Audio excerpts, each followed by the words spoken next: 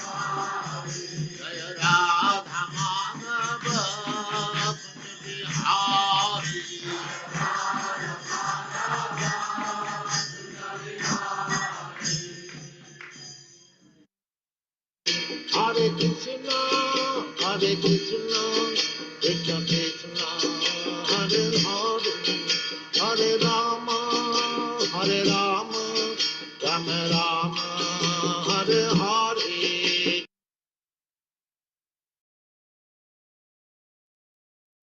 Hare Krishna and welcome to all the devotees online. Thank you very much for your kind presence and association as we continue to associate with Srimad Bhagavatam Canto 3, Chapter 1, verses 25 to 34. status quo. Om Jnanatimirandasya Jnananjana Shalakaya Chakshurmilitam Yena Tasmai Shri Gurave Namaha. Shri Chaitanya Manobhistam Stapit Yena Bhutale Swayam Rupa Kadamayam Dadati Swapadantikam. Vandeham Shri Guru Shri Utapadakamalam Shri Gurun Vaishnavamscha Shri Rupam Sagrajatam Sahagana Raghunatham Vitam Tam Sajivam Sadvaitam Savadutam Parijana Sahitam Krishna Chaitanya Devam Shri Vada Krishna Padan Sahagana Lalita Shri Vishakhan Vitamscha He Krishna Karuna Sindhu Dina Bandho Jagatpate Gopesha Gopika Kanta Radha Kanta Namastute Tapta Kanchana Gaurangi Radhe Vrindavaneshwari Vrishabhanusute Devi Pranamami Hari Priya Vanchakalpatarubhyascha Kripa Sindhu Vevacha Patitanam Pavinebhyo Vaishnavebhyo Namo Namaha Namo Vishnupadaya Krishna Prasthaya Bhutale Srimate Bhakti Vedanta Swami Niti Namine Namaste Saraswati Deve Gauravani Pacharine Nirvishesa Sunyavadi Paspatya Satavine Jai Shri Krishna Chaitanya Prabhu Nityananda Shri Advaita Gadadhar Shivasati Gaura Bhakta Vrinda Hare Krishna Krishna Krishna Hare Hare Hare Rama Rama Rama Hare Hare Sarva Shastra Payusha Sarva Vedeka Satphala Sarva Siddhanta Ratnadya Sarva Lokai Trit Pradam Sarva Bhagavata Prana Srimad Bhagavato Prabhu Kalidundo Didaditya Shri Krishna Parivartita Srimad Bhagavatam. O nectar churned from the ocean of all Vedic scriptures, O most promised transcendental fruit of all the Vedas, O you are enriched with the jewels of all spiritual philosophical conclusions, O you grant spiritual vision to all the people of the world, O light breath of the Vaishnava devotees, O Lord, you are the sun which has arisen to dispel the darkness of Kali Yuga. You are actually the Lord Krishna who has returned amongst us. Paramananda Pathaya Prema Varsha Sharayate Sarvada Sarva Sevyaya Shri Krishnaya Namastute. O Srimad Bhagavatam, offer respectful obeisance to you. By reading one attains transcendental bliss, for your soul there is impure love upon reader. You are always to be served by everyone, for you are incarnation of Lord Krishna. Madekabando Mad Sangem Mad Guru Mad Mahadana Mad Nishtaraka Mad Bhagya Mad Ananda Namastute. O Srimad Bhagavatam, O my only friend, O my companion, O my teacher, O my great wealth, O my deliverer, O my good fortune, O my bliss, I offer respectful obeisance to you. Asadu sadhu tadayinati nichotataraka hanamunchakada chinmam premna ritkatiyospura. O Srimad Bhagavatam, O give us saintliness to the unsaintly, O uplift to the very fallen. Please do not ever leave me. Please become manifest. Mahatma Trod, a company of pure love of Krishna. Hare Krishna, Krishna Krishna, Hare Hare, Hare Rama, Rama Rama, Hare Hare.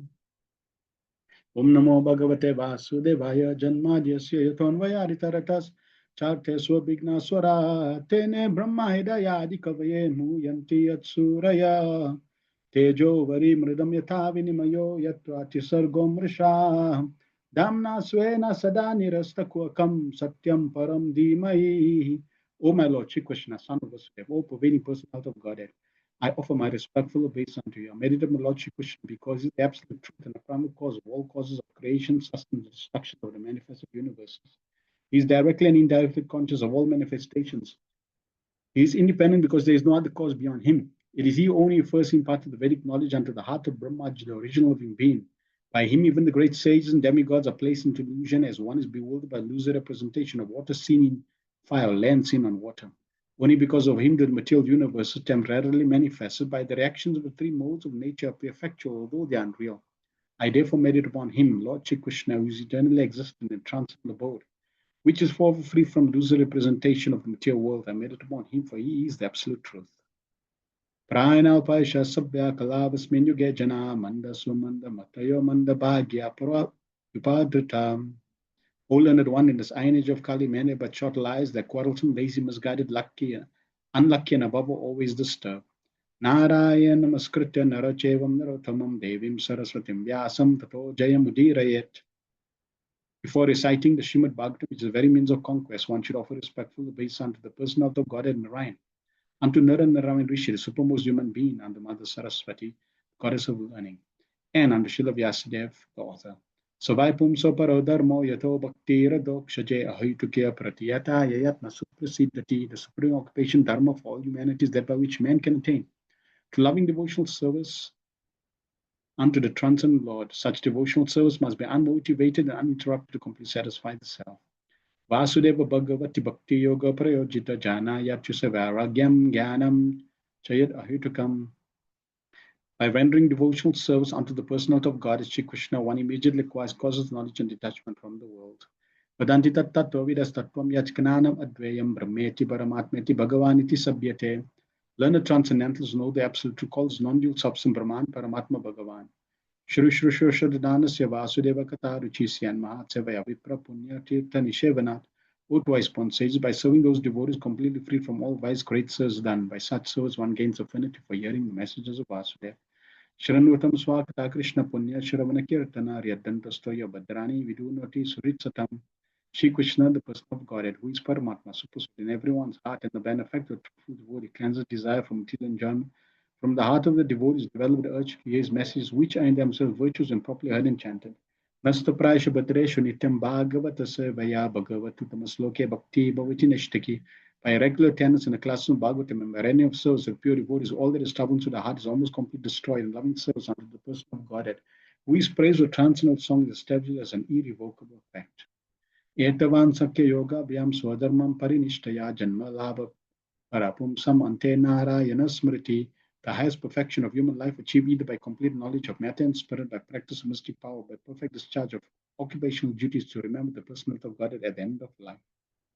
Akama Sarvakama Va Mokshakama Udariditi Vrena Bhakti Yogena Yajate Purusham Param. A person who has broad intelligence, whether he be full of all material desires, without any material desires, or desiring liberation, must by all means worship the supreme whole, the personality of Godhead. Om Namo Bhagavate Vasudevaya. Om Namo Bhagavate Vasudevaya. Om Namo Bhagavate Vasudevaya. We are continuing Srimad Bhagavatam based on the teachings of the Divine Grace, A.C. Bhaktivedanta Swami Srila Prabhupada, the founder Acharya of the International Society for Krishna Consciousness. Hare Krishna and welcome back. Let us cover any feedback anyone has from last week's session, anything that you remember, anything that caught your attention, anything that you want to recap. Amavati Radhika Nalini Kantapu says, most beautiful pastime we ever heard of Gopinath and Govinda Ghosh. The Lord is so kind. Yes, Krishna reciprocates with his loving devotees. Krishna is a person. Therefore, Prabhupada coined the term Supreme Personality of Godhead. Krishna is a person. He reciprocates like a person. And Krishna will reciprocate when we are free from sinful reactions. Not that he does not reciprocate when we are tinged with sins, but the level of reciprocation is different. So Govinda Ghosh was a pure devotee of the Lord, and therefore the Lord enjoys such reciprocations. Bhagavad Gita 2:27, pure devotee, deep in Krishna consciousness, never disturbed like Vidura. Srila Prabhupada writes in his purport, got the opportunity by the grace of Duryodhana, instead of being sorry at the strong words of insult, and thanked him from within because it gave him a chance to go to the holy place, holy dham, and engage in devotional service. Such a wonderful attitude that Vidura teaches us, and Srila Prabhupada explains so beautifully. We can't imitate, but follow in the footsteps, aspire towards, contemplate on this mindfully. The mercy cloud, Srila Prabhupada's mercy showering on the planet through the rains of his books, Jai Srila Prabhupada, yes. So it wasn't that Vidura, when Duryodhana insulted him, that the insult sounded very sweet, was very pleasurable, and he didn't feel any pain. Oh, wonderful! Just see, this is the divine energy, this is internal energy, this is Radhavani, and I can go. No, naturally he felt pain, but by the mercy of the Lord, he could dive deeper into what was transpiring. So he didn't just react on face value. He was able to go deeper and see Krishna's hand. So that requires a higher level of, or deeper level of Krishna consciousness. And we may be in such situations, and at first we may react, and we may react very unKrishna consciously. But later on, after reacting, we think, yeah, I shouldn't have reacted. So that's good. At least later you recognize that there was a deeper way to react or see the situation. Like that, slowly, the more the experiences we gain, then, and our Krishna consciousness rises and goes deeper and deeper, or higher and higher, then we can be able to see Krishna's hand at every moment, in every situation, in every scenario. So that is called Krishna consciousness. And Srila Prabhupada was also a perfect example of this. He could see Krishna's hand in every situation. And when you see Krishna's hand, like we mentioned, you begin to accept. You're not expecting situations to come, but you accepting that this is what Krishna wants. Okay, let me accept and continue with my Krishna consciousness. Ray Prabhu, welcome. I was glad to hear the pastime. Interesting. 100 sons of Duryodhan was serious to kill. If I heard right, that destroying the whole dynasty. Please brief a little more, better to understand. So Vidura, he suggested kill Duryodhan first, main one, because when he appeared, it was most inauspicious.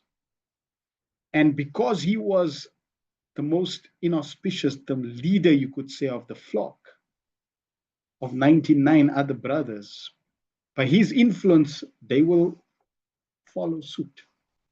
So Vidura's intention was destroy the one, because if you destroy the one, you'll save the 99. And if you do not destroy the one, he will destroy all 99. And this is exactly what happened. And Chanakya Pandit makes the point that sometimes when there's, just like your body, if your hand becomes gangrene, what should we do? Slowly the gangrene starts at your fingers and it's moving. What would be the best thing to do? We have to cut it off.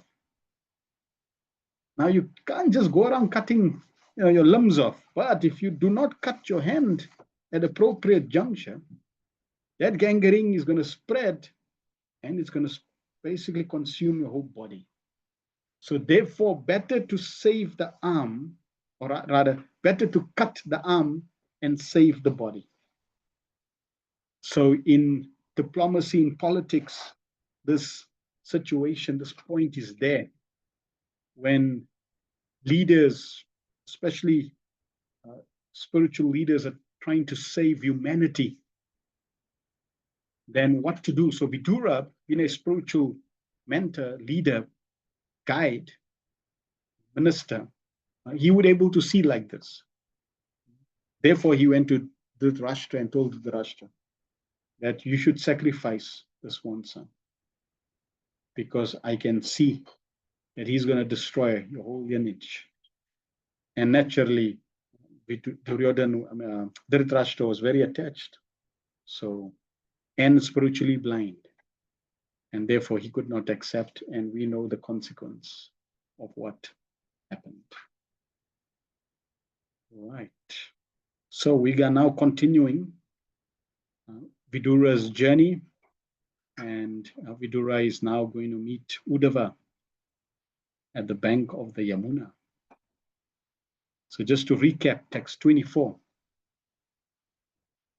Tatas Tatastvati vrajya surashtram ridam sovi ramatsyan kurujang jangalam cha kale nattavad yamunam upetya tatro davan bhagavatam tadarsham. Thereafter he passed through very wealthy provinces like Surat, Sovira, and Matsya, and through western India, known as Kuru Jangala. At last, he reached the bank of the Yamuna, where he happened to meet Uddhava, the great devotee of Lord Krishna. Now, when two pure devotees meet, there is an explosion of Krishna consciousness. We find this in Chaitanya Charitamrita, when Lord Nityananda and Lord Chaitanya Mahaprabhu met. The meeting is ecstatic. They embrace each other and they faint. Like that, so many episodes are there in Chaitanya Charitamrita when the devotees meet and they embrace. There's such powerful Krishna conscious energy just to see devotees, meet devotees. Scripture says if you see a devotee and you're not happy, it's an offense.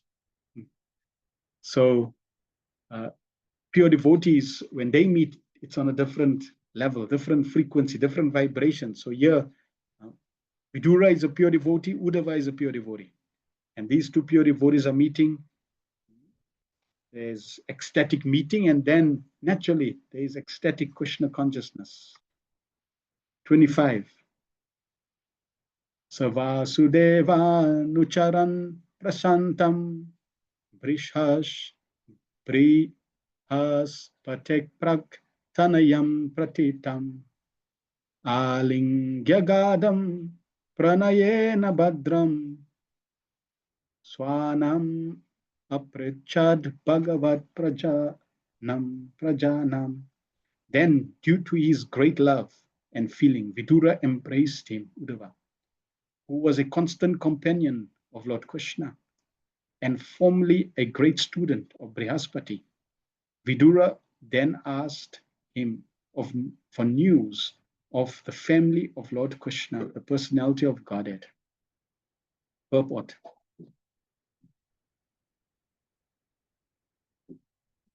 Vidura was older than Uddhava, like a father, and therefore, when the two met, Uddhava bowed down before Vidura, and Vidura embraced him because Uddhava was younger, like a son. Vidura's brother, Pandu, was Lord Krishna's uncle, and Uddhava was a cousin to Lord Krishna. According to social custom, therefore, Vidura was to be respected by Uddhava on the level of his father. Uddhava was a great scholar in logic, and he was known to be a son or disciple of Brihaspati, the greatly learned priest and spiritual master of the demigods. Vidura asked Uddhava about the welfare of his relatives, although he already knew that they were no longer in the world.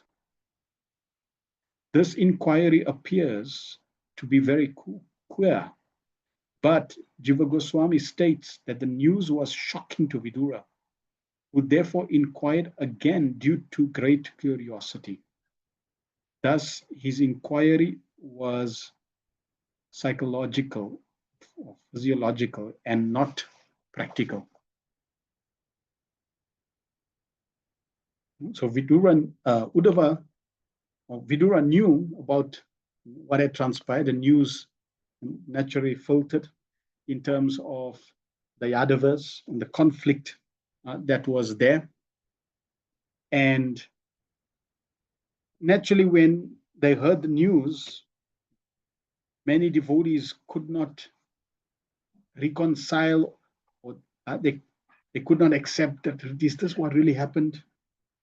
As you can, if you're hearing the whole episode, how the Yadavas They practically fought each other with Krishna and Balaram there. And they killed, everyone was killed. So naturally, when Vidura heard this, it was a shock. So the first thing that he asked, or at least when he met Uddhava, this was what he inquired about, the family of Krishna. 26. Kachit Purano Purusho Swanabhya Padmanu Vrich Yeha Kilavatirno Asata Urvya Kushalam Vidaya Kritashanao Kushalam Surage. Please tell me whether the original personality of Godhead who incarnated themselves, whether the original personalities of Godhead who incarnated themselves at the request of Brahma, who is born out of the lotus flower from the Lord, and who have increased the prosperity of the world by elevating everyone, are doing well in the house of Surasena. Purport. Lord Krishna and Balaram are not two different personalities of Godhead. God is one without a second, but he expands himself in many forms without their being separate from one another. They are all plenary expansions. Now, this concept or this idea or this philosophical point that God is one and not many, and yet there are many, is very confusing if you superimpose your material experience on Krishna, on the Supreme Personality of Godhead. Yes, God is one and expands in many for specific roles and purposes and experiences. And we generally give the example that a conditioned soul who's living in this world wants to enjoy life. And he experiences many situations that gives him joy. Like he's at home with his children, that gives him joy. Then he may go swim. He may go out with his friends and party. He may be going to work. He may go for recreation, play golf. So he's going to different places that gives him pleasure, but he can only go to one place at a time. He cannot expend himself into 5 and go at the same time to these 5 places and enjoy at the same time, because he is a conditioned living being. Now we know that a living entity who practices yoga and perfects the yogic siddhis, he can expend himself 8 different forms. But the challenge with those expended forms is that each one will do the function or have the motion and movement of the original one. So if the original one picks his hand up, everyone picks their hand up. If the original one walks in a certain direction, all of them walk in the same direction. So there's expansion, but there's limitation. Now, the Supreme Personality of Godhead, Krishna, he also is a person. And he's the Supreme Personality of Godhead, who also have unlimited exchanges with his devotees. And because he has inconceivable potencies, Krishna can expend himself. And when Krishna expands himself, just like if Krishna wants to create this universe, he doesn't get involved. He expands himself as Mahavishnu. as the creator. And when Krishna expands himself as Mahavishnu is a separate, has a separate identity. Just like our conditioned friend, example of the conditioned soul, when he goes to work, when he goes with his friend to party, when he's at home, when he's going to different places, he dresses up in different attires. So Krishna also expends himself, and he has a different attire, different features, different qualities, different potencies that he exhibits. And he also has a different rasa, mood. When Krishna wants to protect his devotees, he appears as Lord Nrsingadev. When Krishna wants to destroy, he appears as Lord Shiva. So in this way, Krishna expands in different personalities, different incarnations, inconceivable, unlimited incarnations. And every expansion that the Lord manifests is eternally existing. But they're all Krishna. They're all the same personality of Godhead. And they're all separate in terms of the identity and mood. So this is how the Chintya Bheda philosophy of Lord Chaitanya Mahaprabhu, that God is one, yet he can expend himself in many. And therefore Prabhupada is making the point here that Lord Krishna and Balaram, they're apparently brothers, but one same personality. Krishna's first expansion, Balaram. Non-different, at the same time, different. And this Krishna does 4 pastimes. Because you could consider, or let's maybe in the chat. So, if Krishna never expanded, what would that restrict? So there may be many reasons, but try to give me like the highest type of reason of why Krishna expands in different features, different forms. What if Krishna didn't do that? Krishna was Krishna in every expansion, non-different. Like in Vrindavan, Krishna expands in the Rasa Leela, same form. So different forms, same Krishna, looks exactly like Krishna in Vrindavan. So if Krishna did not expand in different features and forms, what would that be an issue? Would that be restricted? And in what way? So Hemavati and Nalini Kanta says pastimes. So it's going to, so if Krishna didn't expand, it would restrict his pastimes. Okay. Nonetheless says enjoyment is limited, experiences are limited. Okay. Shama says there would be an issue. You won't have different rasas. Yes. Chaitanya says if Krishna didn't expand, it would not prove his omnipotency of God. So we're not saying he's not expanding, but we're saying he's expanding as Krishna only, Sham Sundar form only.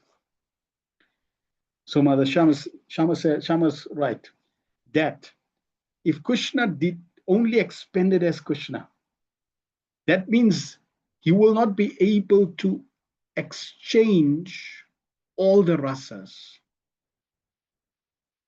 that are there. And Krishna is called Rasaraj. And not all the devotees have the highest ras of exchange. So Krishna expands in different forms, different features, so that he could exchange different rasas.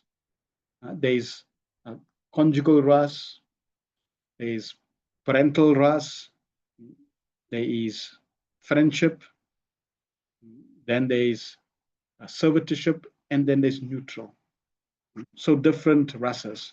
Then there are desires of the devotees that also want to see Krishna in certain features.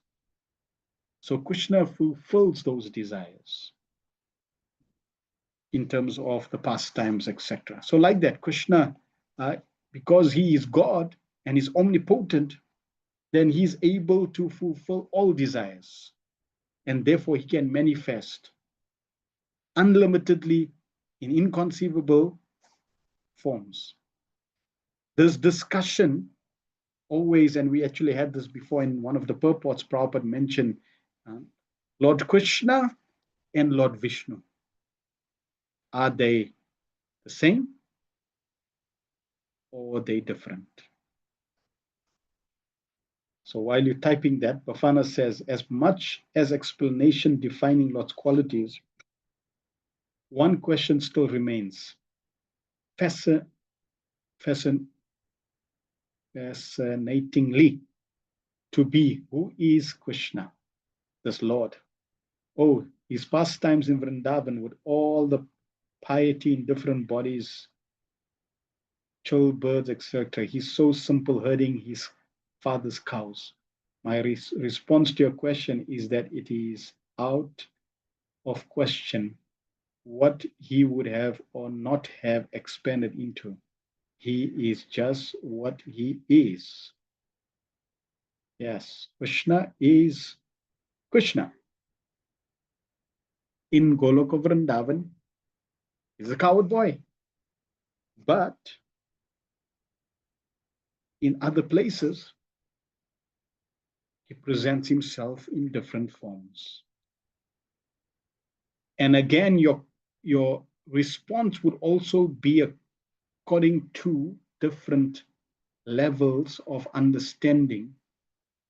If you ask Hanuman, who's Krishna? He's my Lord, Lord Ramachandra. If you ask Balaram, who's Krishna? He's my brother.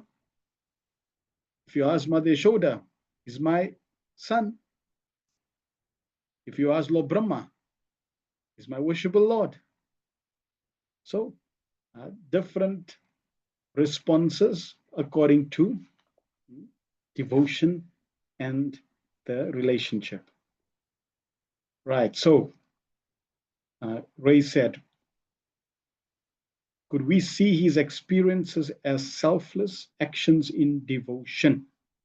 So the question was, Lord Vishnu and Lord Krishna, are they the same or different? So Hemavati says same, Mother Lash says same. And Prabhupada in the purport that we covered previously would say same and different. So if you just say same, it's not correct. It's correct, but incomplete. Because if you say same, then I can ask you a next question. Does Lord Vishnu have mother and father? Does he have Vatsalya ras? No, no Vatsalya ras. So how can you say they're same? They're not the same. So therefore, they're the same. Why? Because it's the same personality of Godhead. It's Krishna. Krishna is at home as in Goloka Vrindavan as a cowboy. And then when he goes to work in relation to the material universe, he's Vishnu. Same personality. Just like at home, you casual, you lying on a couch, you'll refer to your family members, in different, more intimate ways. So different role, different function. But when you go to work, now, dress up in work attire, more formal, you have some job to do, you have to clock your hours. So like that, different role, different function, and therefore different experience, different presentation of the personality, but same person. So yes, in that sense, same, but different in terms of roles, functions, and in terms of reciprocating with devotees. So Krishna can respond and reciprocate with his devotees, and his devotees love. And therefore, Prabhupada says, he expends himself in many forms without they being separate from one another. They are all plenary expansions. The immediate expansion of Lord Krishna is Balaram. And Brahma, born of the lotus flower of Garbhodaksai Vishnu, is an expansion of Baladev. This indicates that Krishna and Baladev, are not subject to regulations of the universe. On the contrary, the whole universe is under their subjugation. They appeared at the request of Brahma to liberate the burden of the world, and they relieved the world by many superhuman activities so that everyone became happy and prosperous. Without the grace of the Lord, no one can become happy and prosperous. Because the happiness of the family of the Lord's devotees depend on the happiness of the Lord, Vidura first of all inquired about the well-being of the Lord. Ajay Chaitanya says, Srila Prabhupada also takes the example of the judge in the office playing the role of a horse for his grandchild at home. Yes, Prabhupada also gives that example. That he's become a horsey. How can a judge become a horsey? Well, the judge can become a horsey because he's at home with his children. So Krishna, yes, he's at home. He's very free, carefree. He's very carefree. You'll never hear of Lord Vishnu stealing butter, but you will hear of Krishna stealing butter. You will never hear of devotees jumping on Lord Vishnu's back, but you will hear of devotees jumping on Krishna's back. So therefore, one and different. Shama also says Krishna has 64 features and Vishnu has 60. So Nectar Devotion also describes how Krishna's expansions have different qualities. In fact, living entities, Lord Shiva, Lord Brahma, Lord Shiva, Vishnu, and then finally Krishna, they have different qualities. They're the same personality, Vishnu and Krishna, but Vishnu can exhibit only 60 according to his situation. If he wanted, he could, because he's Krishna. Prabhupada is making the point here that because the happiness of the family of the Lord's devotees depends on the happiness of the Lord, Vidura first of all inquired about the well-being of the Lord. So we'll see Vidura, he's following a certain etiquette, and through his different requests, we'll see these coming through. 27. Kachit kurunam parama shurinno bama saste sukamanga sori yo vaiswa shrinam Prittavadadati varan vadanyo varatarpanena. Please tell me whether the best friend of the Kurus, our brother-in-law, Vasudev, is doing well. He is very munificent. He is like a father to his sisters, and he is always pleasing to his wives. Lord Krishna's father, Vasudev, had 16 wives, and one of them, named Pauravi or Rohini, the mother of Baladev, was the sister of Vidura. Vasudev, therefore, was the husband of Vidura's sister, and thus they were brothers-in-law. Vasudev's sister Kunti was the wife of Pandu, Vidura's elder brother, and in that sense also Vasudev was brother-in-law to Vidura. Kunti was younger than Vasudev, and it was the duty of the elder brother to treat younger sisters as daughters. Whenever anything was needed by Kunti, it was munificently delivered by Vasudev, due to his great love for his younger sister. Vasudev never dissatisfied his wives, and at the same time he supplied all objects desired by his sister. He had special attention for Kunti because she became a widow at an early age. While inquiring about Vasudev's welfare, Vidura remembered all about him and his family relationship. 28. Kachidvaruta Dipate Yadunam Pradyumna Aste Sukamanga Vira Yam Rukmini Bhagavato Bibel Bilebem Aradya Vipram Smaram Adisarge. O Uddhava, please tell me, how is Pradyumna, the commander-in-chief of the Yadus, who was Cupid in a former life? Rukmini bore him as her son from Lord Krishna by the grace of the Brahmanas whom she pleased.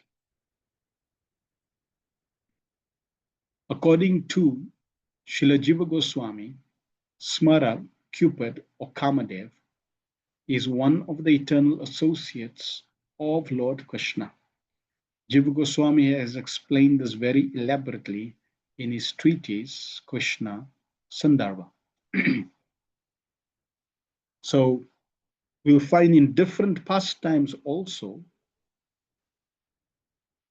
Krishna's eternal associates will expand in different forms to continue to relate with Krishna. So even Cupid would appear in different pastimes with Krishna. Even the associates, all the associates of Krishna, they also appear as Lord Chaitanya Mahaprabhu's associates. So wherever Krishna appears, his eternal associates will appear in different forms. 29. Kachit Sukham Satvata Vrishni Bhojam Dashar Akanam Dipakar Sa Astem Yam Abhyasit Sinchat Chatapatra Netro Nripashanasham Parirityadurat. O my friend, tell me, whether Ugrasen, the king of the Sattvatas, Vrishnis, Bhojas, and Dasharas, is doing well. He went far away from his kingdom, leaving aside all hopes of his royal throne. But Lord Krishna again installed him. 30. Kachedare so ya sutta shadrikam aste graniratinam sadhu sambha asutayam asutyam jambavati vratadyam devam guyam yom vikaya drutogre. O gentle one, does Samba fare well? He exactly resembles the son of the personality of Godhead. In a previous birth, he was born as Kartikeya in the womb of the wife of Lord Shiva. And now he has been born in the womb of Jambavati, the most enriched wife of Krishna. Purport. Lord Shiva one of the three qualitative incarnations of the personality of Godhead, is a plenary expansion of the Lord.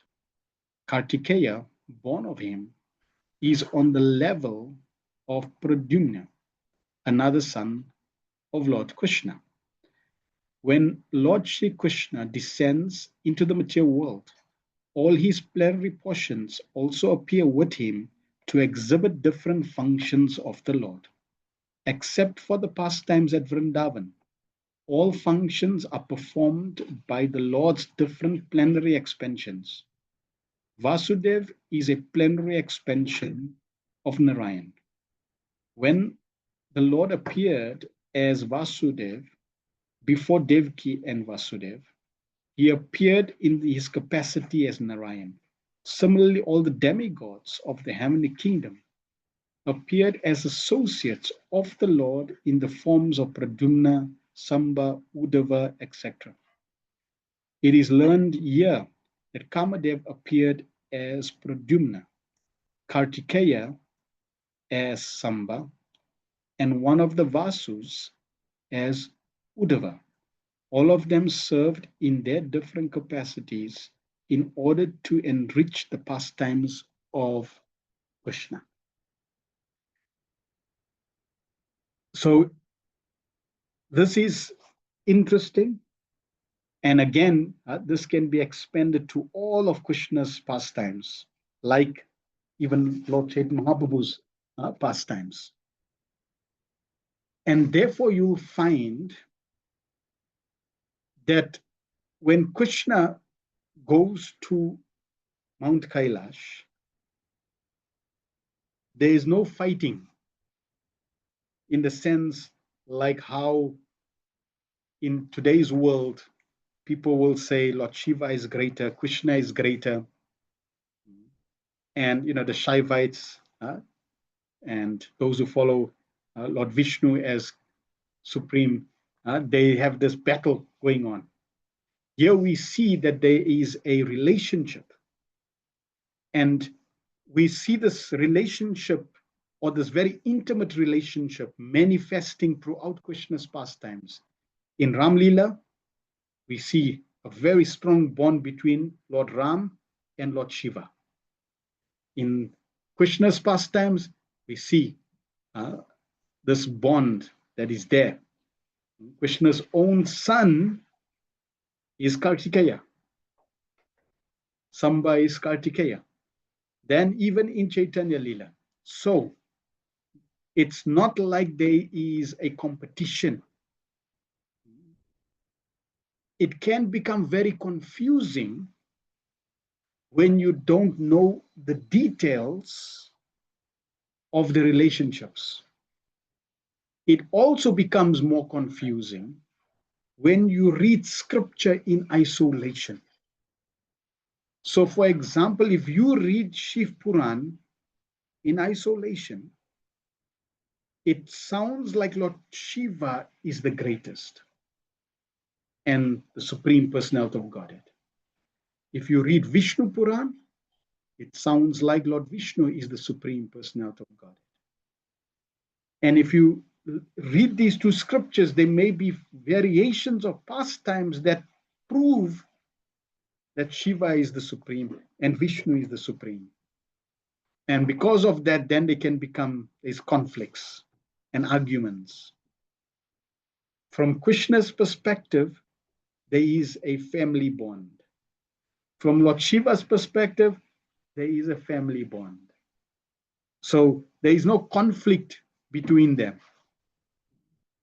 And they both want to take pastime. They both want to serve each other. All the family members, they all want to serve each other. So you will find Lord Krishna always wants to meet with Lord Shiva's family and Lord Shiva and exchange love. Lord Shiva and his family want to meet with Krishna's pastimes, or interact with Krishna's pastimes and have exchanges. So like that. For example, when Krishna appeared, who gave Krishna his flute? Lord Shiva. So like that, they have interactions, and we need to at least appreciate that there may be deeper relationships than what may be on the face value of pastimes or even in isolated Puranas. Another aspect is here Samba.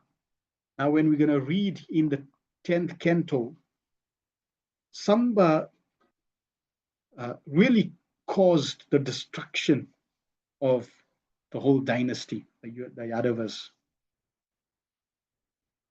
Yet Samba is Kartikeya, who is the son of Krishna. So we know that it's not like Samba is an enemy of Krishna, but in terms of the pastime, because someone had to be instrumental for the Yadavas to go back to the spiritual world.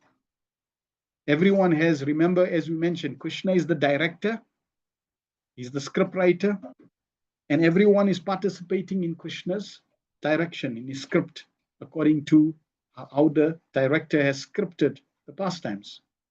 So some situations require a role that may apparently not seem favorable to Krishna's pleasure, but Samba is perfectly enacting the role according to Krishna's script. If we read, Samba and Krishna's relationship wasn't healthy, to say the least. It wasn't very favorable. So someone may say, but how he's Krishna's son. I mean, how can he not have a favorable? He's Krishna's God, the most beautiful, most wonderful, and he's Samba who doesn't like him. That's all for pastimes and ultimately for the purpose of sending all the Yadavas back to the spiritual. Why? Because the Yadavas could not be killed by anyone. They were Krishna's own family members, very powerful. So how is everybody going to go back home? Okay, when Krishna is creating his script, we need somebody to play this role. I'll play this role. Okay, thank you very much, Samba. So in this way, when Krishna gets his entourage, they're choosing their roles. And some roles, unfortunately, like Samba, has to be against Krishna's desire. So this also enhances the pastimes of Krishna, especially when Krishna's on the planet enacting these pastimes. Prabhupada says all of them served in their different capacities in order to enrich the pastimes of Krishna. So all the demigods, all the associates of Lord Krishna, they come simply to give pleasure to Krishna and to enhance and enrich the pastimes. 31. Shemam kakachid yudanaste yafal gunal labna danuras rahasya leben jasadokshajas ja seve seva yeva gatim tadiyam yatibir dura Uddhava. Thus Yudhishthir farewell. He learned the intricacies of the military art from Arjuna and attained transcendental destination, which is very difficult to reach even for great renouncers. Purport. The destination of transcendence is to become the personal associate of the personality of Godhead, who is known as Adokshaja, he who is beyond the reach of the senses. Very, very wonderful statement of what is the goal of someone who is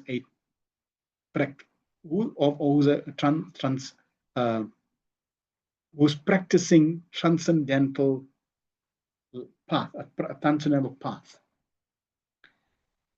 There's different types of devotees who practice transcendence. the path of transcendence. Those who are trying to transcend material bondage, the yogis, the gyanis, the bhaktas. So different transcendental, different souls are there who practice transcendental life to achieve different destination. But what is the highest destination? What is the objective? What is the goal? Or you could say, let's say, spiritual life. Spiritual life means to transcend material life. So what is the ultimate goal of a spiritualist, someone who's practicing spiritual life? Prabhupada writes very beautifully. The destination is to become a personal associate of the personality of Godhead. So if you are practicing spiritual life with the goal of merging, it's a path, but not the best. If you are practicing a path of transcendence to get mystic powers, it's a path, but not the destination, not the highest. What is the highest? To be a personal associate of Krishna. So very wonderful. And this is why you find, at least in the process of bhakti yoga, right from the beginning, right from the onset, this concept of God being a person and to develop this relationship with God is there. And in order for that to be enhanced or to cultivate that, we have the deities. Because now you can see the deity is a person. You can serve the deities very intimately, cook for the deity, feed the deity, bathe the deity, dress the deity, speak to the deity, reveal your mind to the deity, because Krishna is a person. Calling the name of the deity. So you'll see Prabhupada never ever presented the impersonal aspect of Krishna. Even though that impersonal aspect is real, it exists. Brahman effulgence of Krishna is there. But that is secondary. That is not the objective. That exists, but is not the goal. The goal is to become a personal associate of Krishna.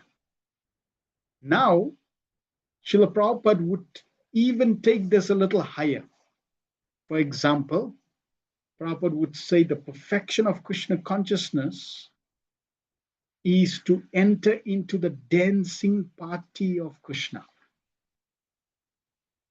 So that's a nice objective, nice goal. That I'm practicing Krishna consciousness to enter into the dancing party of God, of Krishna. Not just to be a personal associate, but now we even have a higher, intimate understanding is to be part of Krishna's dancing party. So like that, we, at least from a Krishna conscious perspective, we should be fully convinced that our goal is to become a personal associate. It's not that we are not personal associates, we all are. But because of covering, because of conditioning, because of sinful life, we have become, that relationship has become covered. So now, by practicing Krishna consciousness, we can uncover our relationship. And the more seriously we practice Krishna consciousness, over time, we become purified, and this covering slowly is uncovered, is purified, and our relationship slowly begins to manifest and surface. And as it surfaces, then more and more revelation of that identity is revealed by the holy name. And eventually, when one is completely pure, there is no sin, there is no motivation, material motivation, then the holy name will reveal one's personal identity with Krishna.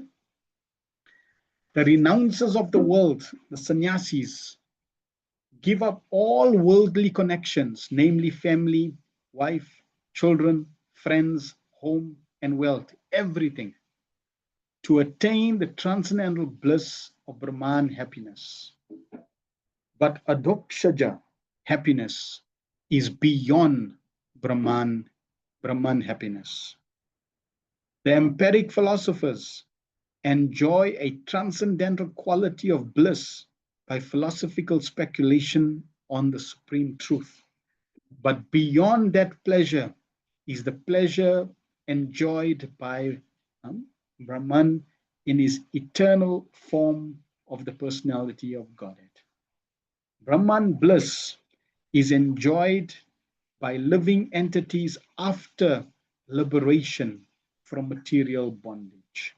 But Para-Brahman, the personality of Godhead, enjoys eternally a bliss of his own potency, which is called the Ladini potency. So all these transcendental processes that exist for the sannyasis, for the empiric philosophers, for the yogis, they bring happiness to these practitioners. They ease happiness there. But the happiness derived from directly associating with the Supreme Personality of Godhead, Adokshaja. This supersedes all other forms of pleasure. And that's natural. One devotee gave an example that if a mother is pregnant, so she's going to give birth to a child, the child is in the womb, does she experience happiness? Yes, she does. Now, when the child appears and now starts to interact, the mother interacts with the child and the child interacts with the mother, does she experience happiness? Yes, she does. Which is greater? Naturally, though, when the child is physically present, because there is greater intimacy and greater exchange. So like that, when the child is in the womb, that's like Brahman happiness. Happiness is there, but not as great as when the child is born. Mother Les says, can't gate crash that dancing party of Krishna, have to work for and wait for that invite? Unfortunately, yes, no gate crashing. In regards to gate crashing, who, in discos, you have bouncers, they call them bouncers that stop people from gate crashing. So who acts as the transcendental bouncer of Goloka Vrindavan?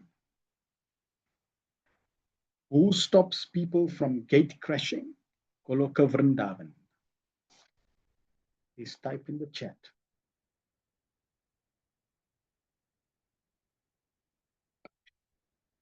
So Jay and Vijay, they guarding Vaikuntha, but Lord Shiva, Mahadev, he protects the spiritual world, Goloka Vrindavan. He's the Dikpal. And he's got his tridents. And is explained that if anyone is not qualified, they get stopped by the trident. They cannot go further. Because there is to some extent, there's a mechanical process that one can go, but then you get stopped because not qualified. So yes, unfortunately, the bouncers, Krishna's made a mechanism, you can't gate crash. You have to qualify yourself and go through the process. And Prabhupada would say the process is very simple. Chanting and dancing, feasting. Prabhupada said you can go back to God just by feasting prasad, feasting on prasad. So our process is very simple, chanting and dancing. Lochandas Thakur in his song says, Sri Mahaprabhu has come, they're the most munificent of all incarnations. Parama Karuna, they're the most merciful, and Of all the incarnations, they're the most munificent. Why? Because they've come to give a process, Kevala Anandakanda, that is the most blissful, chanting and dancing. So by engaging in chanting, dancing, and discussing some philosophy and eating Krishna Prasad, we can progress to the most powerful destination, most blissful destination. You don't, and if you still want some impetus, like, why should I chant and dance and take prasad and hear some philosophy? Maybe you're not inspired. Okay, we give you the alternative. The alternative is perform austerity like Hiranyakashipu, Hiranyaksha, stand on your toe for thousands and thousands and thousands of years. Or like Dhruva Maj, go to the forest and stand on one leg, stop eating, just eat some leaves, stop drinking, stop breathing, embrace that option. So we can see, if you're comparing that option to what Lord Chaitanya Mahaprabhu has given us, there is no comparison. Kevala Anandakanda. So therefore we should be very happy. We should be grateful, and we should be very happy to embrace this process of chanting, dancing, feasting, and hearing Krishna Katha. Yeah, it's impossible. Okay, what to talk about thousands? Like when Hiranyakashipu went to go practice, or even Dhruva Maj went to go practice, it wasn't like there was somebody providing lunch every day. They were fasting. And just consider what type of determination you have to say, I'm going to go and perform austerities day and night. Just stand like this, hands up in the air, one foot on my toe. I mean, you have to be powerful. You have to be convinced. You have to have such great determination. If we just fast for one day nirjal,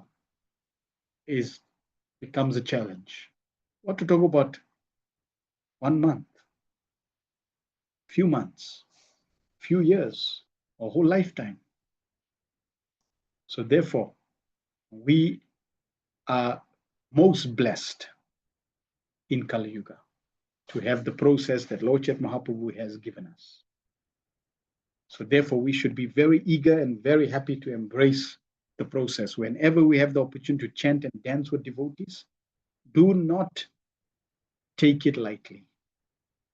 Whenever we have the opportunity to hear and glorify Krishna through the Bhagavatam, Krishna Katha, Bhagavad Gita Katha, do not take it cheaply, lightly. And whenever we have the benefit of taking Krishna Prasad, do not take it lightly. Profana says, everyone in Vrindavan has achieved the goal of personal association with the Lord of Love.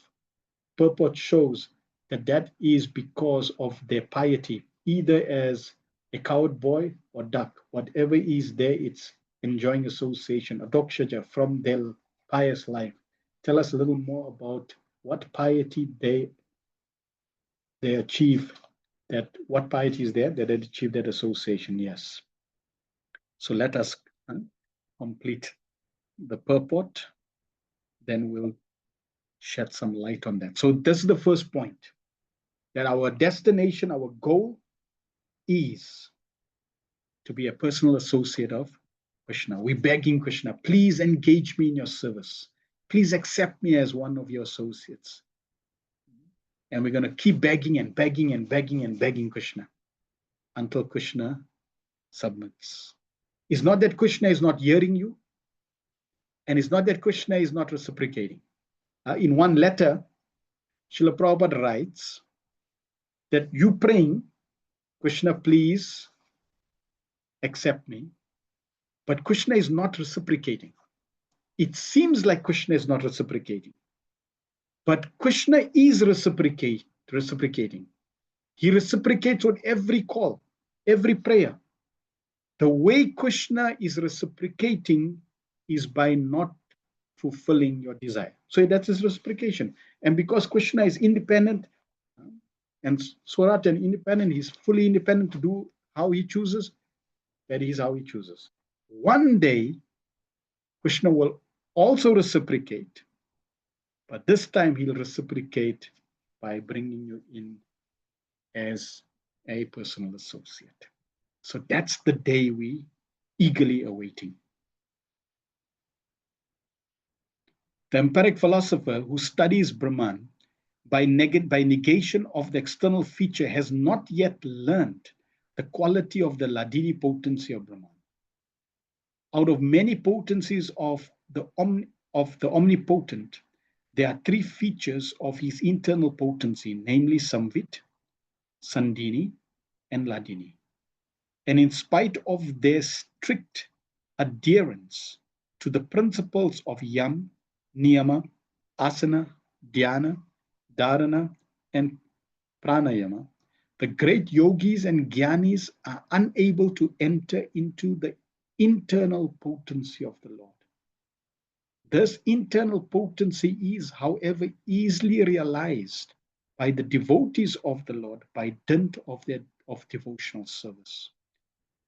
Udana achieved this stage of life just as he achieved expert knowledge in military science from Arjuna. Thus, his life was successful to the fullest extent from both the material and spiritual angle of vision. That is the way of devotional service of the Lord. So in last week's session, we heard that Uddhava, he traveled through all the places of pilgrimage. Why? Because he wanted to increase his spiritual piety.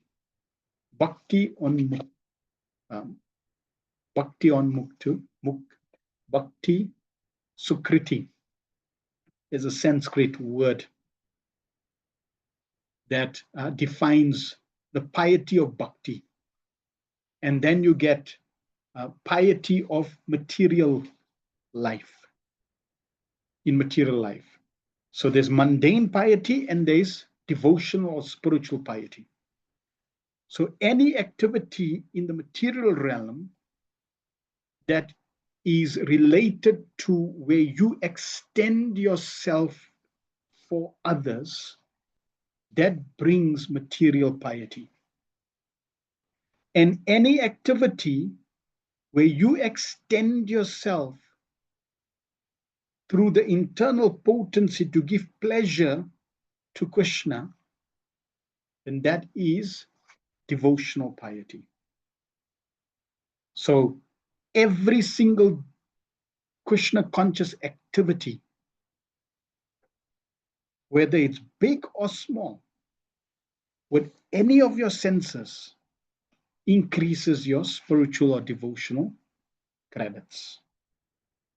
Now, there are souls in the spiritual world who are eternal associates of Krishna.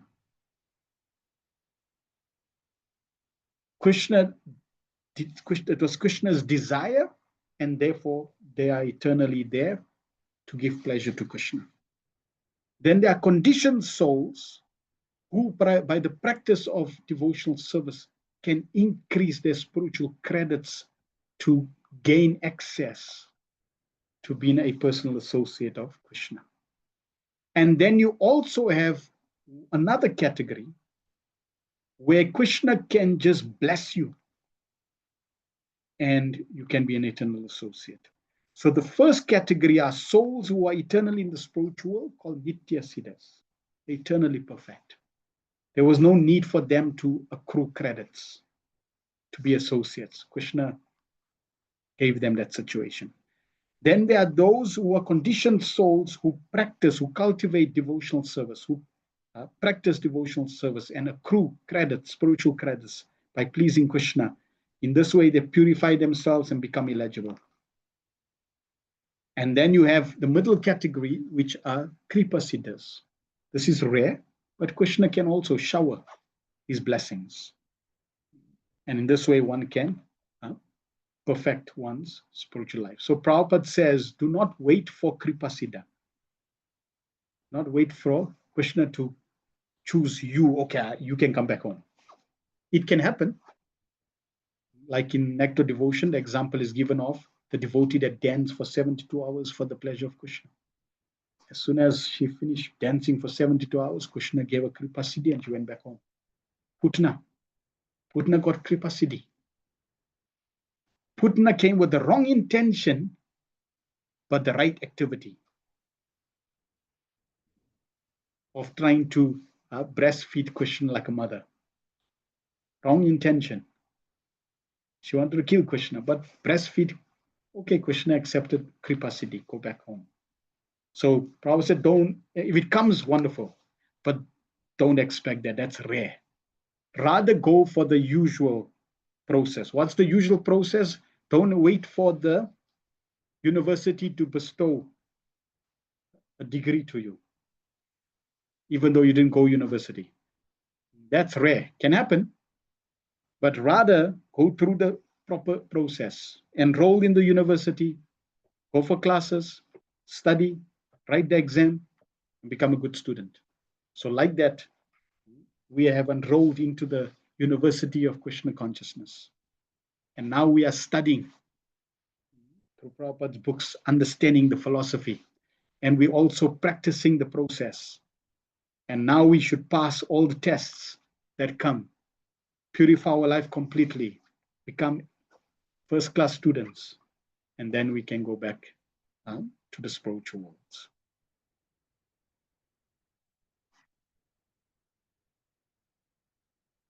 Prabhupada is also making the point that one can have material expertise and can use those material expertise even in devotional service and thereby also get credits. And in this way, very practically, one can progress on this path of devotional service. 32. Kached, before I continue, just in regards to spiritual piety, spiritual or devotional piety, remember others can also create your spiritual piety. They can also deposit. Just like if I take a flower and I offer that flower to the Lord, I am getting spiritual devotional credits. But because I took that flower from the plant and I'm offering that flower to the Lord, that flower is getting credits. That soul that's connected to that plant is getting credits. The farmer, like let's say I bought flowers from the flower market. So the person who sold me those flowers gets the credits. The person who transported the flowers get the credits. The gardener who sowed the seeds and harvested the flowers gets the credits. Everyone connected to that flower gets spiritual credits. This is the benefit. So it's not like the gardener who was harvesting the flower needs to engage in devotional service. No. They are engaging in some material activity of harvesting flowers, and they don't care what happens to the flowers. They're going to sell the flowers. But because on the one end, the devotee took that flower and offered the flower to Krishna, everyone connected to that flower gets spiritual credits. Can you imagine if Prabhupada offers that flower to Krishna? And because Prabhupada is a pure devotee of Krishna, he's offering that flower with pure love. Then the quantity of and the quality of those credits is of a greater nature. In one letter, Prabhupada said, therefore, when we offering flowers or leaves to the Lord, we should be we should make sure that we don't miss any flowers.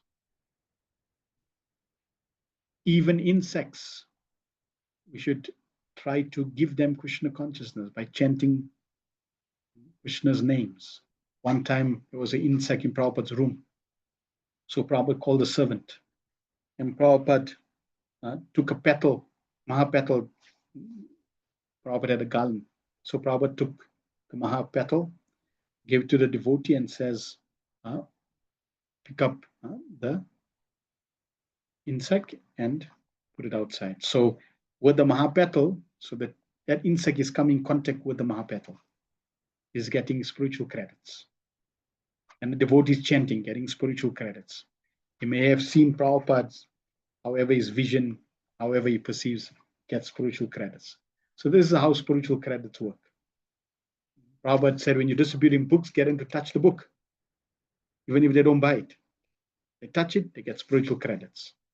When we would go door to door, distributing calendars, right? So the calendar sometimes would be rolled up, like packed into our bags in like rolls. So let's say we knock on the door and it's sometimes you see, okay, there's a Om sign or there's a Hare Krishna sign. So okay, there's a Hare Krishna. This is somebody that's favorable, Om sign, favorable. But then sometimes a Muslim opens the door. Now, when the Muslim opens the door, firstly, because they see you a tilak, and they sing a practitioner, a Vaishnava, practitioner of Vaishnavism, even though you're just practicing, but because they see a tilak sign, their spiritual sukriti, devotional pride credits increase. And we know they're not going to buy. Sometimes they'll give a donation. They're favorable Muslims also, they'll give a donation.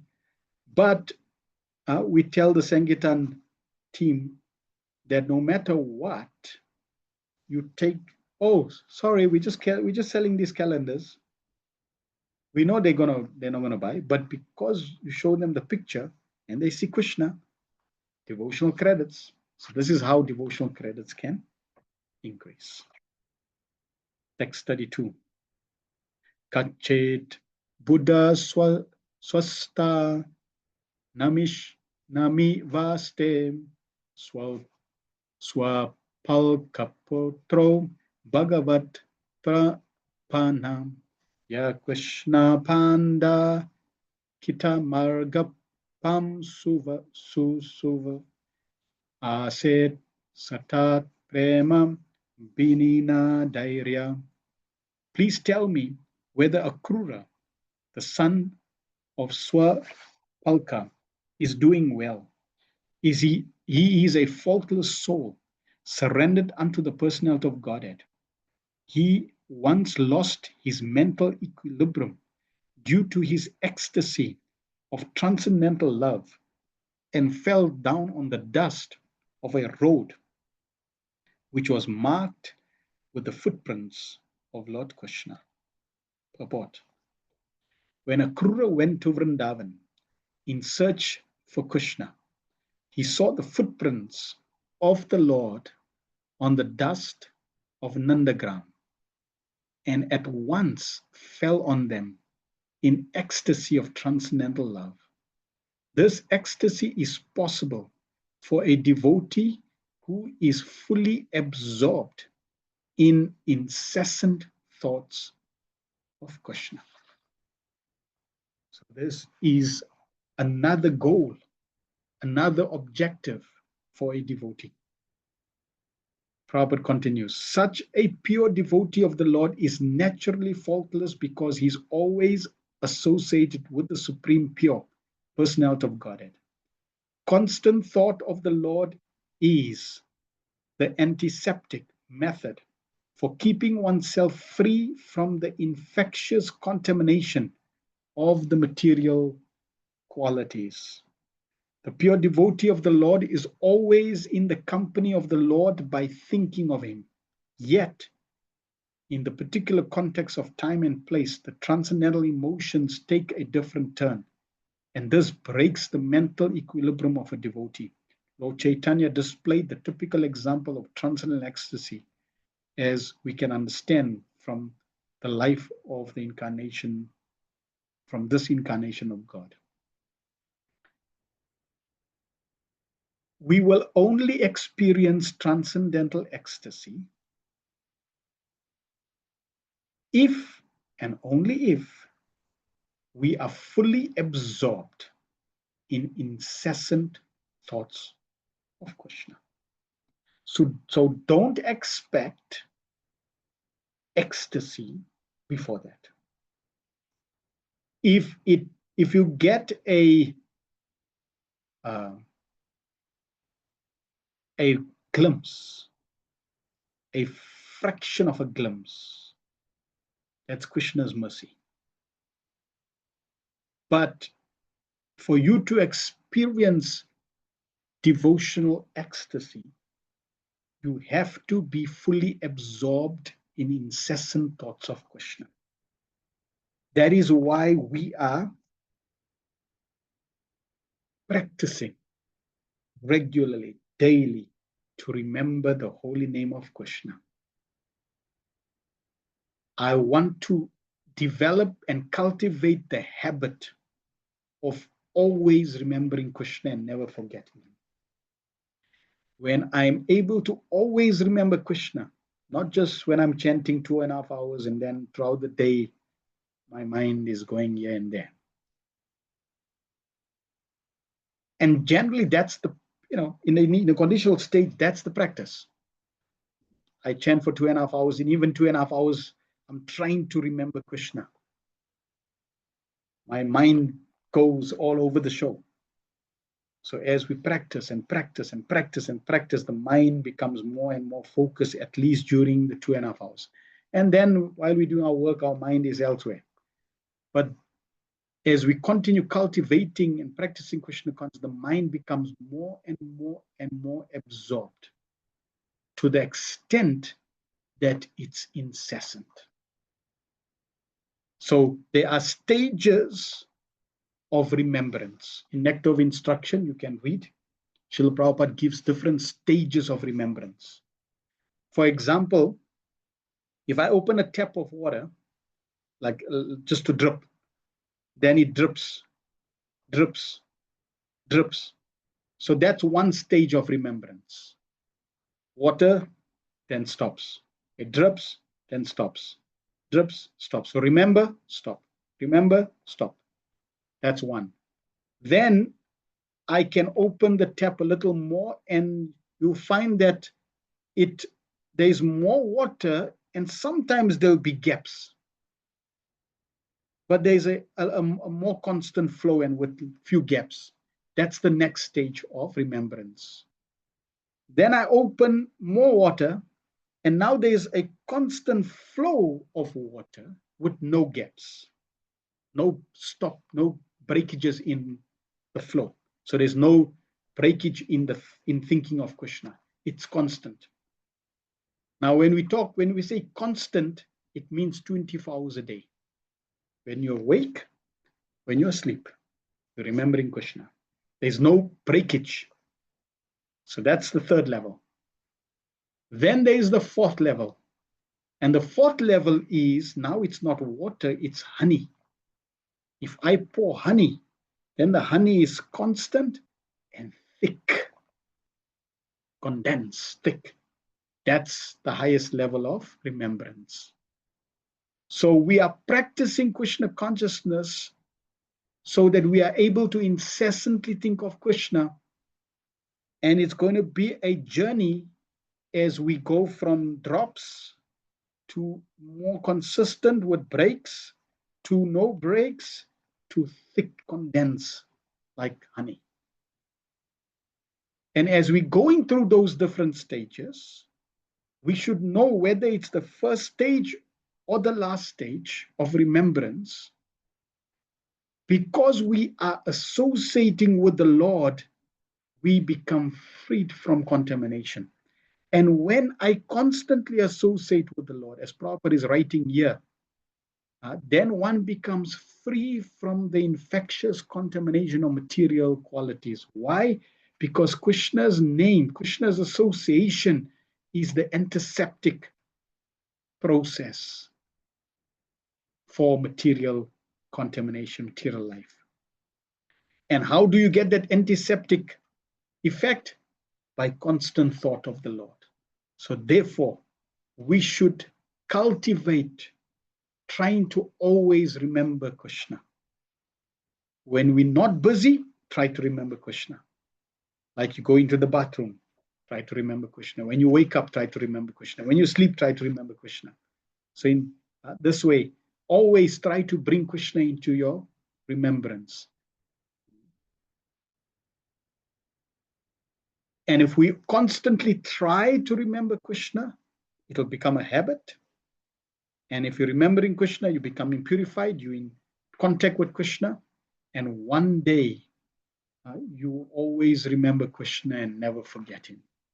So another way we can measure our advancement. So Akrura was constantly remembering Krishna, and therefore, as soon as he saw the footprint, he went into ecstasy.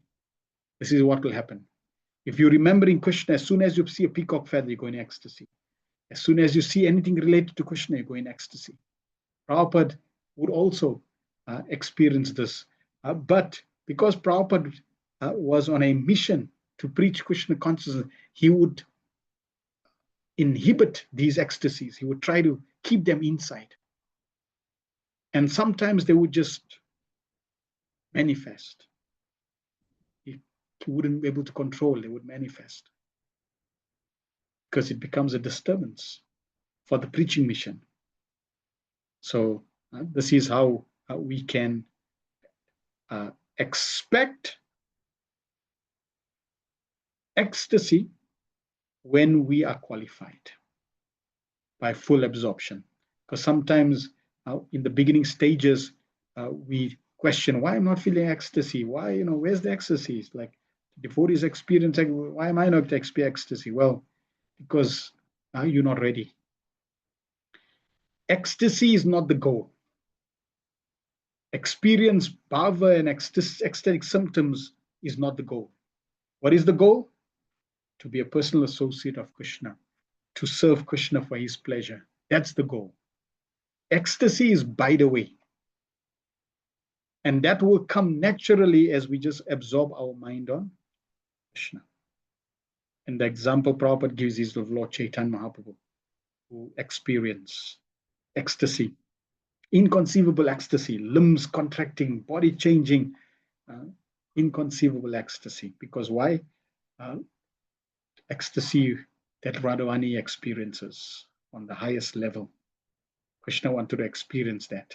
So he went through the experience.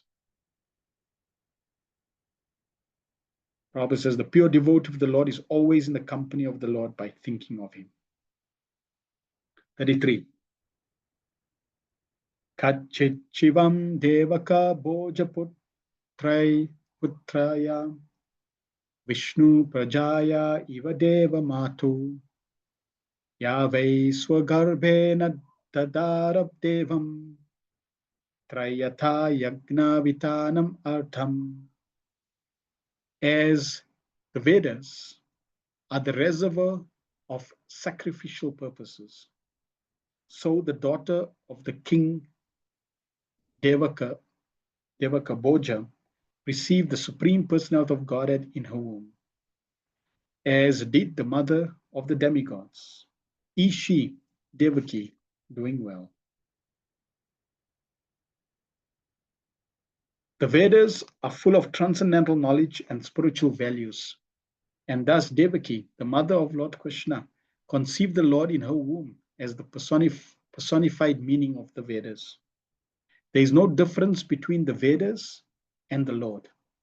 The Vedas aim at the understanding of the Lord, and the Lord is the Vedas personified. Devaki is compared to the meaning of Devaki is compared to the meaningful Vedas, and the Lord is their purpose personified. Krishna in Bhagavad Gita says, Vedescha sarvam aham eva vedyo. By the Vedas, I am to be known. So if I'm exposed to the Vedas, if I'm studying the Vedas, and if I do not go towards Krishna, means I have not understood the Vedas. If I go to Krishna, it means I've understood the Vedas. Because Krishna is the personification of the Vedic teachings. The Vedas are there to give transcendental knowledge, to direct us to Krishna. 34.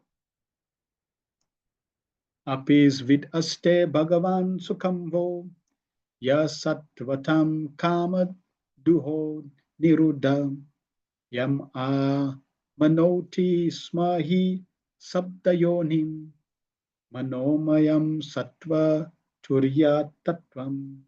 May I inquire whether Aniruddha is doing well?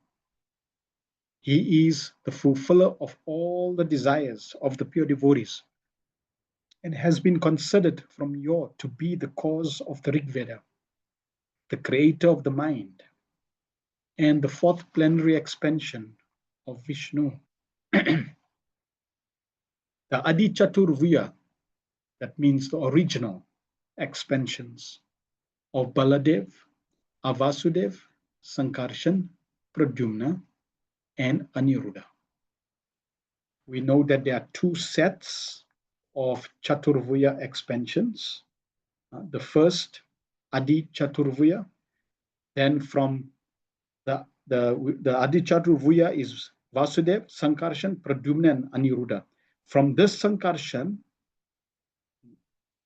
we have another set called Chaturvya. All of them are Vishnu Tattvas, or non-different personalities of Godhead. In the incarnation of Sri Ram, all these different expansions appeared for particular pastimes. Lord Ram is the original Vasudev, and his brothers were Sankarshan, Pradyumna, and Aniruddha. Aniruddha is also the cause of Mahavishnu. So, Krishna expands as Balaram. Balaram expands in four, called the Chaturvya, the Adir Chaturvya. Vasudev, Sankarshan, Pradyumna, and Aniruddha. From this Sankarshan, called Mahasankarshan, we have another Vasudev, Sankarshan, Pradyumna, and Aniruddha. From this Aniruddha, we have Mahavishnu. So this is how Mahavishnu is coming from Aniruddha, who's coming from Sankarshan, who's coming from Mahasankarshan, who's coming from Balaram, who's coming from Krishna. Aniruddha is also the cause of Mahavishnu, from whose breathing the Rig Veda appeared. All this is nicely explained in the Markandeya Purana. In the incarnation of Lord Krishna, Aniruddha appeared as the grandson of the Lord.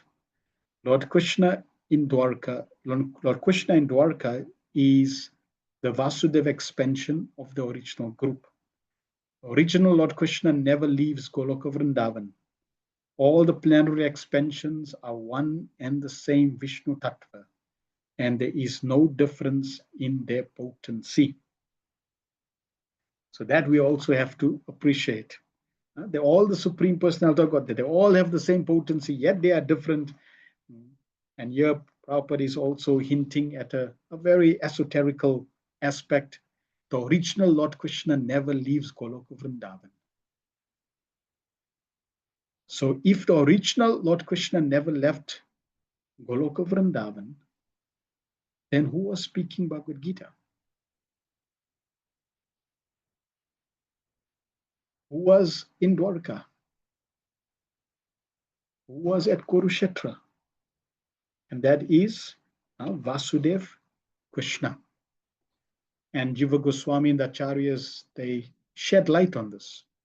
That Mother Yashoda gave birth to how many children?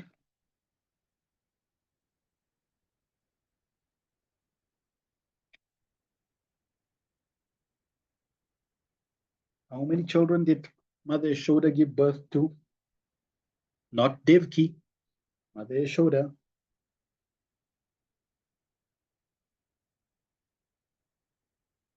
So Devki gave birth to 8.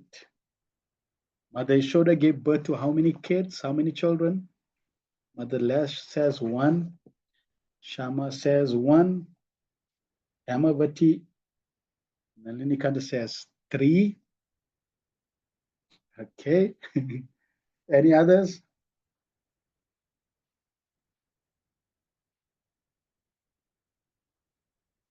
Okay, so Mother Yashoda gave birth to two children, one daughter and one son.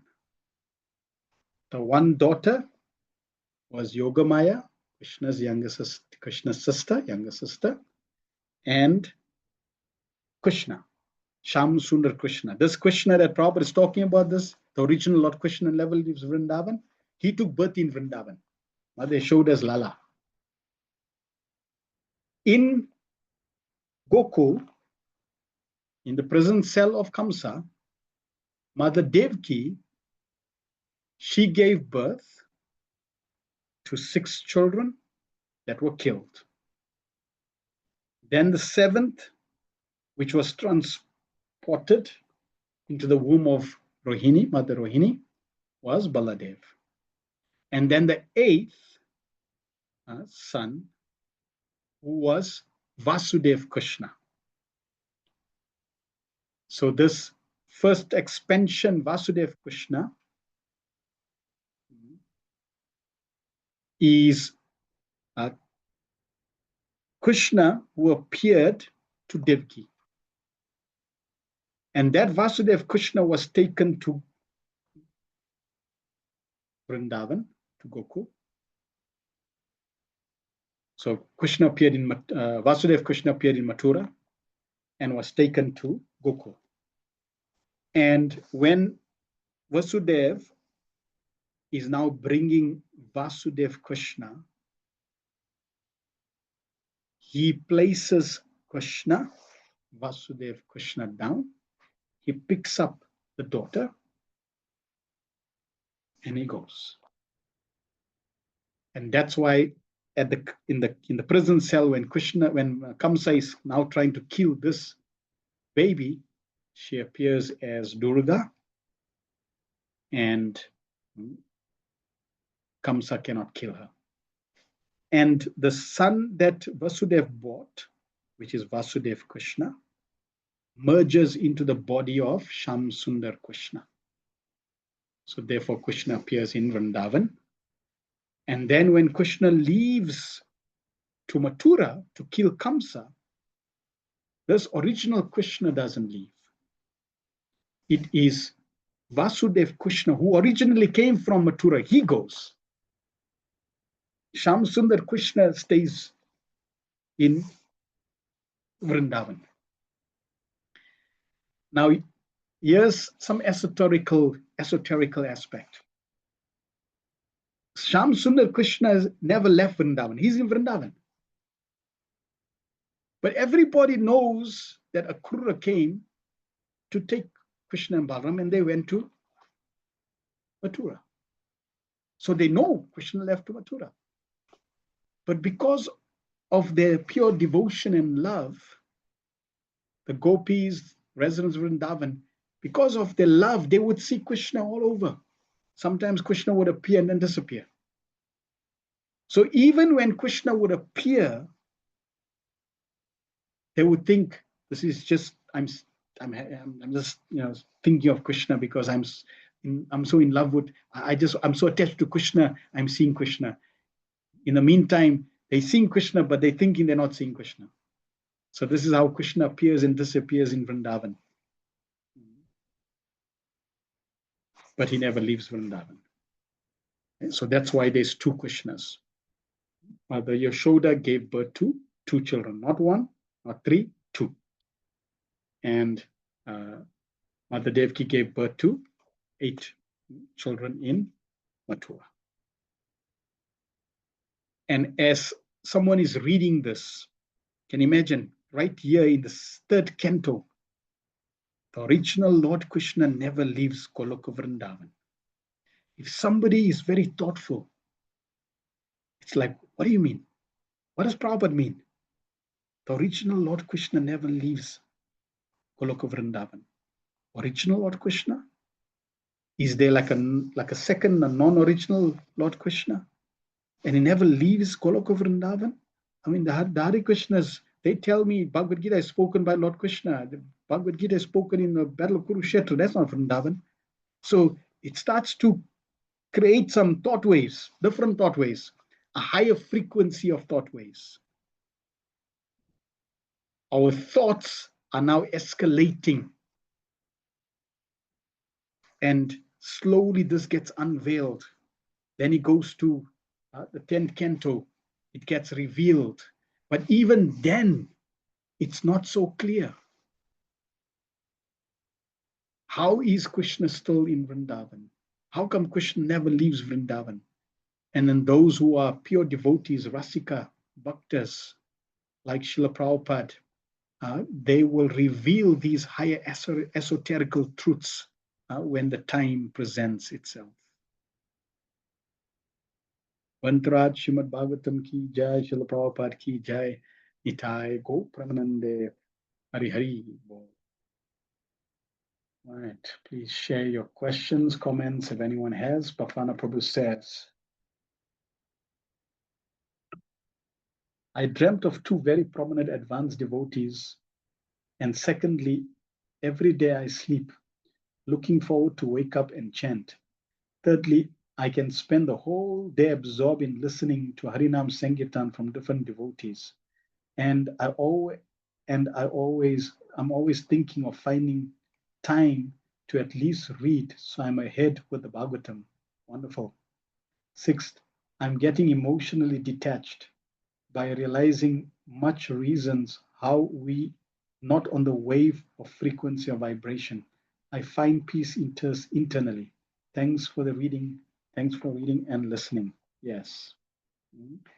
And this is called progress.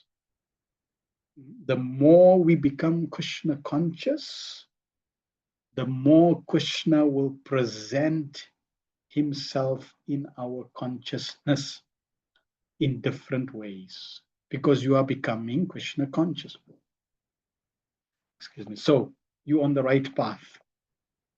And as you continue and experience more consciousness of Krishna, and thereby Krishna appearing in your consciousness, whether during the day or night, in different mediums and ways, you will begin to experience different symptoms. For example, detachment, peace.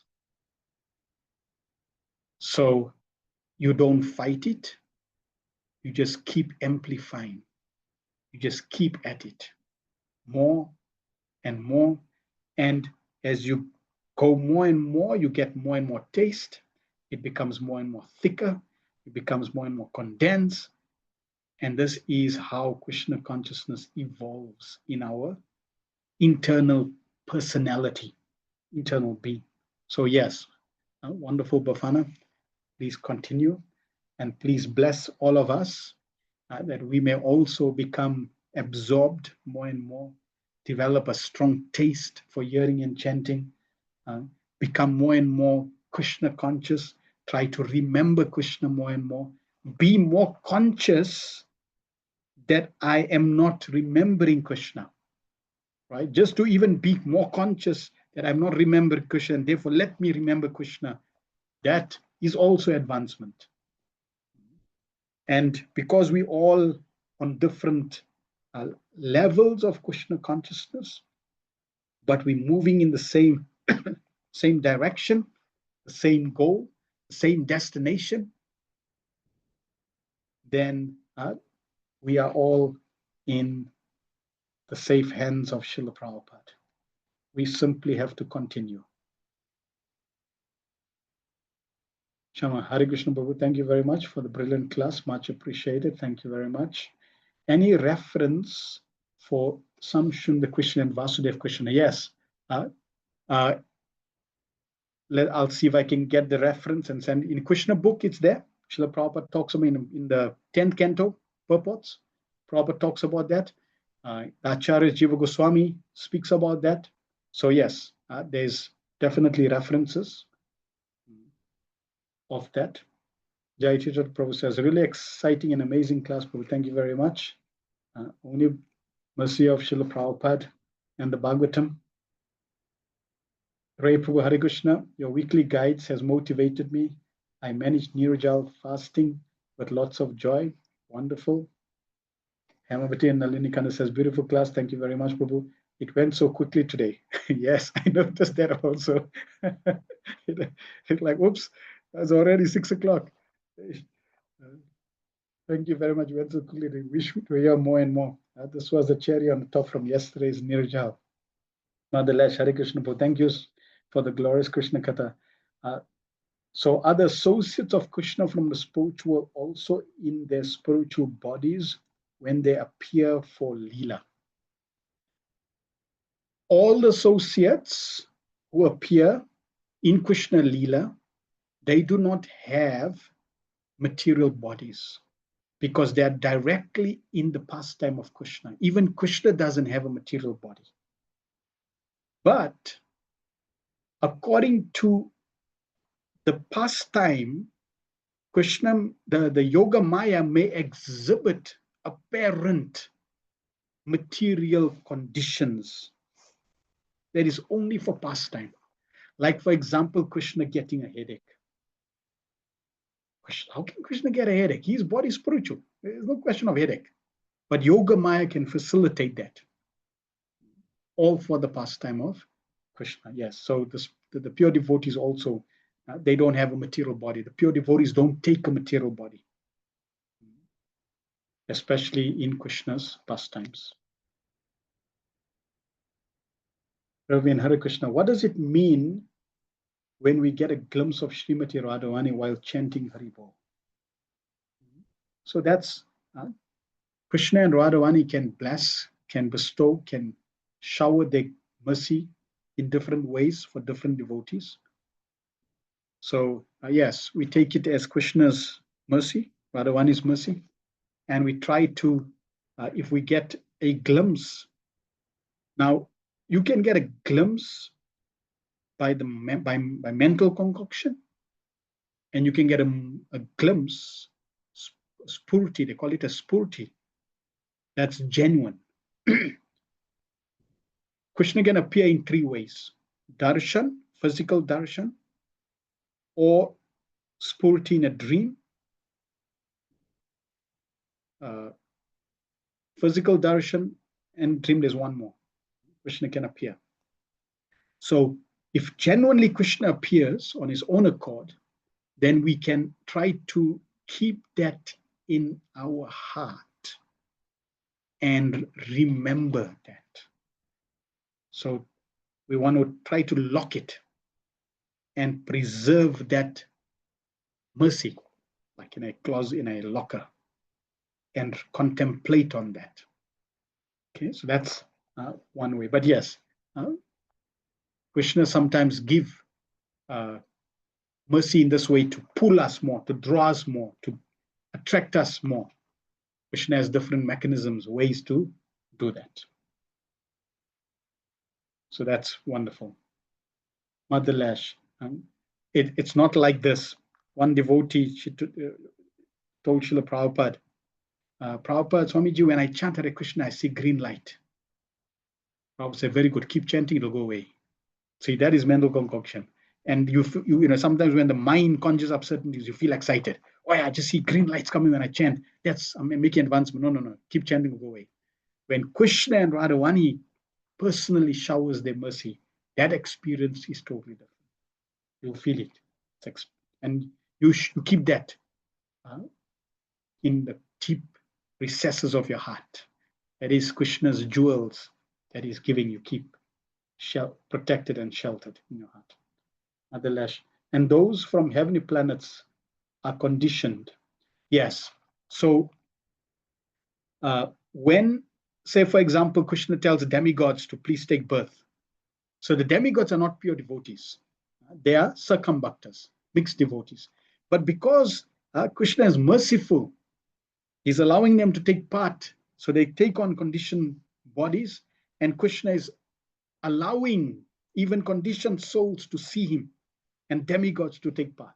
So then they have a condition, they have a normal material body because they are mixed devotees, conditioned devotees. Only the Sudha Bhaktas from spiritual Nitya Bhaktas India Bada, the Nitya, the Nitya Siddhas, they have spiritual form, spiritual body. Thank you, Ravin. Hare Krishna. What is it called when Prabhupada appears in your dream? Swapna Darshan. So that was one. Shaksha Darshan, Krishna appearing. Swapna Darshan. And then there's another one where Krishna can appear indirectly through a devotee. Like, for example, Krishna's potency appears in, say, Rupa Goswami. And then we get darshan of Rupa Goswami. So Krishna's Shakti is appearing via a devotee. Okay, so Swapna Darshan, Prabhupada says, there was that quote I posted, Prabhupada says, to guide you, I can appear in your dreams. So when we get a dream of Srila Prabhupada, of the spiritual master of Krishna, we should know that that is wonderful. And again, we can keep that, contemplate on that, be grateful for those appearances. Rasaraj, Hare Krishna. Thank you for sharing your wonderful realizations for our understanding. Thank you very much, Rasaraj Prabhu. All right, wonderful. Thank you all for your time in hearing and associating with the Bhagavatam. We will continue with Vidura's journey. And here he's inquiring about all the family members in terms of etiquette, one after another. He wants to know, and Uddhava will be sharing, and then we will be hearing about their discussion about Krishna. Thank you. Kantraj Srimad Bhagavatam ki jai, Srila Prabhupada ki jai, Nitai Go Premanande Hari Hari Bo.